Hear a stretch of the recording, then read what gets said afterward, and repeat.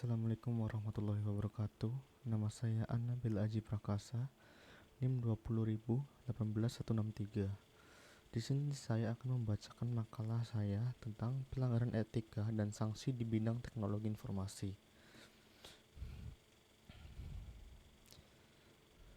Kata pengantar. Untuk daftar isinya, pada bab 1 terdapat rumusan masalah, tujuan masalah, dan manfaat penulisan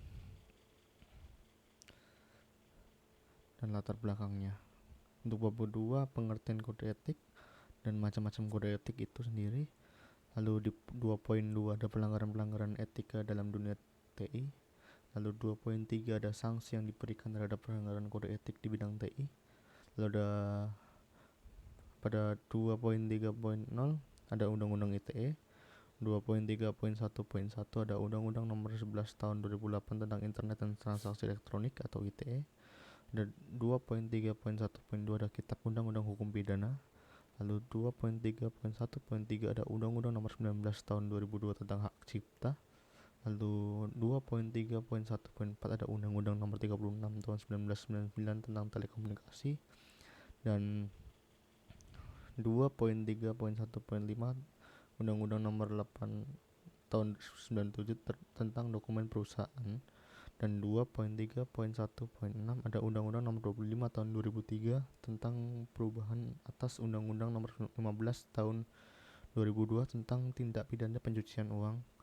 Lalu 2.3.1.7 tentang Undang-Undang Nomor 15 Tahun 2003 tentang pemberantasan tindak pidana terorisme. Dan 2.4 ada upaya pencegahan pelanggaran kode etik. Pada 2.4.1 alasan dibuatnya kode etik. Lalu 2.4.2 ada macam-macam upaya pencegahan pelanggaran kode etik. Lalu bab 3 ada pada 3.1 ada kesimpulan dan 3.2 ada saran. Setelah itu ada daftar pustaka.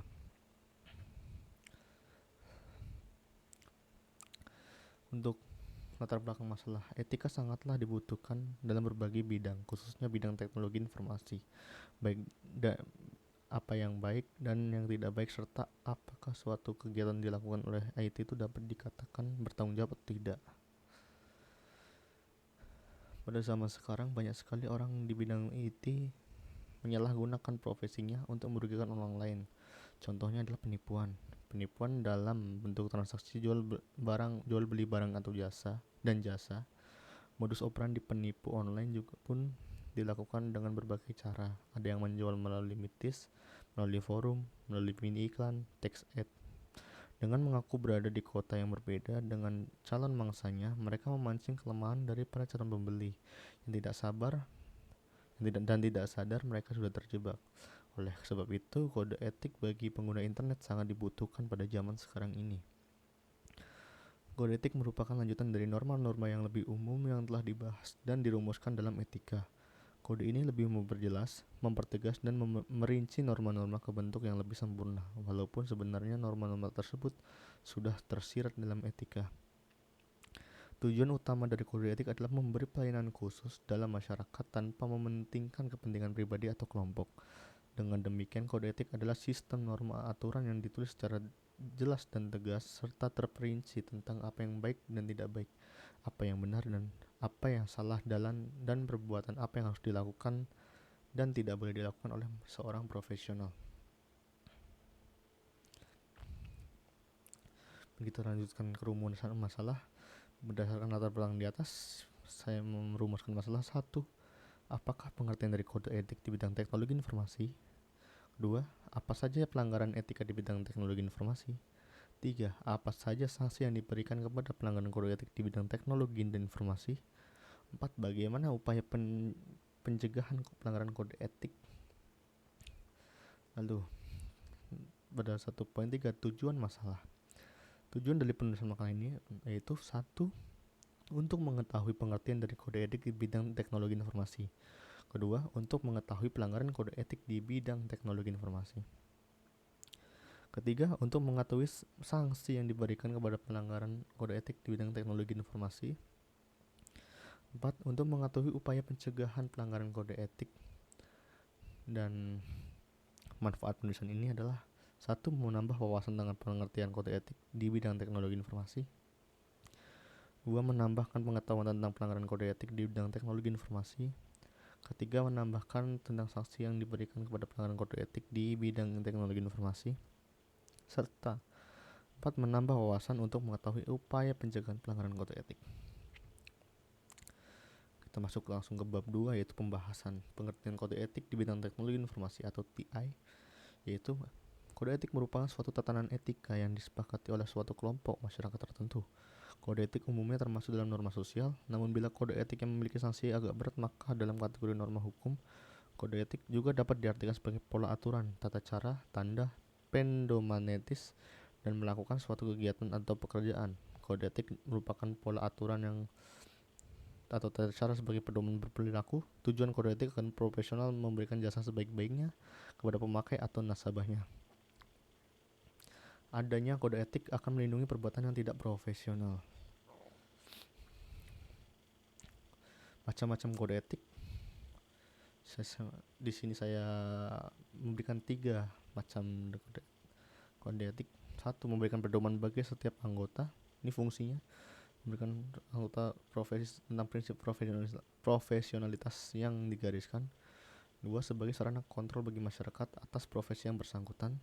3. Mencegah campur tangan pihak di luar organisasi profesi tentang hubungan etika dalam keanggotaan profesi. Ini penjelasannya. Lalu, seorang profesional tidak dapat membuat program semaunya. Ada beberapa hal yang harus dia perhatikan. Seperti A. Untuk apa program tersebut nantinya digunakan oleh klien. B. Untuk dapat meminjamkan keamanan atau security sistem kerja program aplikasi tersebut pihak-pihak yang dapat mengacaukan sistem kerjanya, misal hacker, cracker, dan lain-lain. Dengan membangun semangat kemoralan dan sadar akan etika sebagai orang yang ahli di bidang IT, tentu saja diharapkan etika semakin dijunjung ketika jenjang apapun yang berlatar IT makin tinggi. Pelanggaran etika dalam dunia IT. Untuk yang pertama, pelanggarannya ada pembajakan software, dan yang kedua ada pembajakan film dan lagu. Begitu penjelasannya. Lalu yang ketiga ada copy paste artikel dari internet. Dan yang keempat, pencemaran nama baik. Penjelasannya. Dan kelima, penipuan online.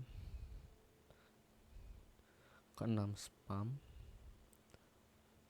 Yang ketujuh, bullying. Dan ke-8, penyebaran berita hoax. Ke-9, virus. Dan ke-10, carding. Itu saja yang saya berikan 10 contoh kejahatan kode etik di bidang IT. Kemudian sanksi yang diberikan terhadap pelanggaran kode etik di bidang IT. Untuk yang pertama, pastinya mendapatkan peringatan dari pembuatnya atau instansi yang terkait. Yang kedua, pemblokiran. Untuk yang ketiga, hukum pidana perdata. Berikutlah Undang-Undang ITE yang ada dalam kode etik, yang termasuk dalam kode etik. Yang pertama adalah Undang-Undang Nomor 11 Tahun 2008 tentang ITE. Lalu pasal 27 UU ITE tahun 2008, pasal 28 UU ITE tahun 2008, pasal 29 UU ITE tahun 2008, pasal 30 UU ITE tahun 2008 ayat 3, pasal 33 UU ITE tahun 2008, pasal 34 UU ITE tahun 2008, pasal 35 UU ITE tahun 2008. Kitab Undang-Undang Hukum Pidana.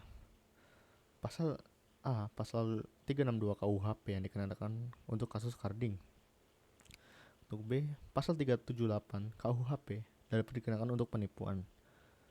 Lalu pasal 335 KUHP dapat dikenakan untuk kasus pengancaman pemerasan yang dilakukan melalui email yang dikirimkan oleh pelaku dan untuk memaksa korban untuk melakukan sesuatu sesuai apa yang diinginkan.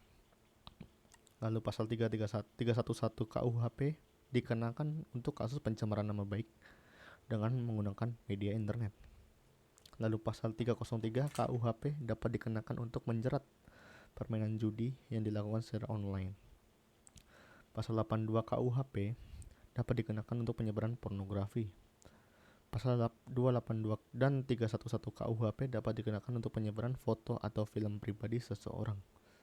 Dan pasal 406 KUHP dapat dikenakan pada kasus deface atau hacking yang membuat sistem milik orang lain. Lalu ada Undang-Undang Nomor 19 Tahun 2002 tentang Hak Cipta. Ada Undang-Undang Nomor 36 Tahun 1999 tentang telekomunikasi. Lalu ada Undang-Undang Nomor 8 Tahun 1997 tentang dokumen perusahaan. Dan Undang-Undang Nomor 25 Tahun 2003 tentang perubahan atas Undang-Undang Nomor 19 Tahun 2002 tentang tindak pidana pencucian uang. Lalu Undang-Undang Nomor 15 Tahun 2003 tentang pemberantasan tindak pidana terorisme. Lalu kita lanjut ke 2.4 yaitu upaya pencegahan pelanggaran kode etik. Kasus pelanggaran kode etik akan ditindaklanjuti dan dinilai oleh Dewan Kehormatan atau komisi terbentuk khusus untuk itu. Karena tujuannya adalah mencegah terjadinya perilaku yang tidak etis, seringkali kode etik juga berisikan tentang ketentuan-ketentuan profesional seperti kewajiban melapor jika ketahuan teman melanggar kode etik. 2.4.1 Alasan dibuatnya kode etik. Yang pertama, kode etik merupakan suatu era memperbaiki iklim organisasional sehingga individu-individu dapat berperilaku secara etis.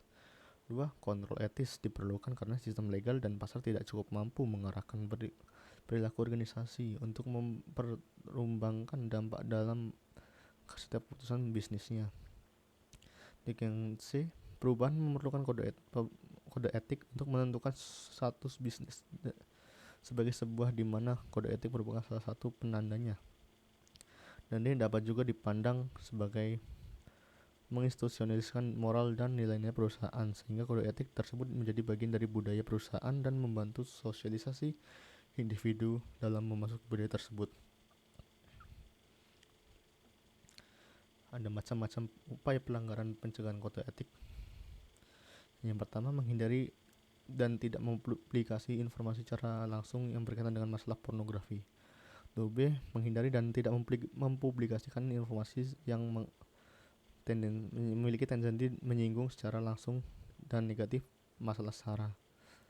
Yang C, menghindari dan tidak mempublikasikan informasi yang berisi instruksi untuk melakukan perbuatan melawan hukum. D, tidak menampilkan segala bentuk eksploitasi terhadap anak-anak di bawah umur. E, tidak mempublikasikan dan saling bertukar materi informasi yang memiliki korelasi terhadap pirating, hacking, dan cracking. Dan F, bila menggunakan script, program, gambar, atau foto, animasi, suara berbentuk materi dan informasi lainnya yang bukan hasil dari karya sendiri harus mencantumkan identitas dan sumber dari pemilik hak cipta. Bila ada bersedia pencabutan, bila yang ada mengajukan keberatan serta bertanggung jawab atas segala konsekuensi karenanya. Bab 3. Penutup. Kesimpulan. Dari pembahasan sebelumnya, maka dapat disimpulkan bahwa kode etik merupakan sikap hidup berupa keadilan yang untuk memberikan pelayanan profesional terhadap masyarakat dengan penuh ketertiban dan keahlian sebagai pelayanan dalam rangka melaksanakan tugas berupa kewajiban terhadap masyarakat. Seorang profesional TI tidak dapat membuat program semuanya. Ada beberapa hal yang harus dia perhatikan seperti apa program tersebut nantinya digunakan oleh kliennya. User dapat menjamin keamanan sistem atau security sistem kerja program aplikasi tersebut dari pihak-pihak yang mengacaukan sistem kerjanya, misalkan hacker, cracker, dan lainnya. Teknologi informasi komunikasi bisa menjadi pilar-pilar pembangunan nasional yang bisa mengadaptasi di setiap permasalahan bangsa dan masyarakat sebagai contoh menyerap tenaga kerja baru, mencerdaskan kehidupan bangsa, dan sebagai alat pemersatu bangsa.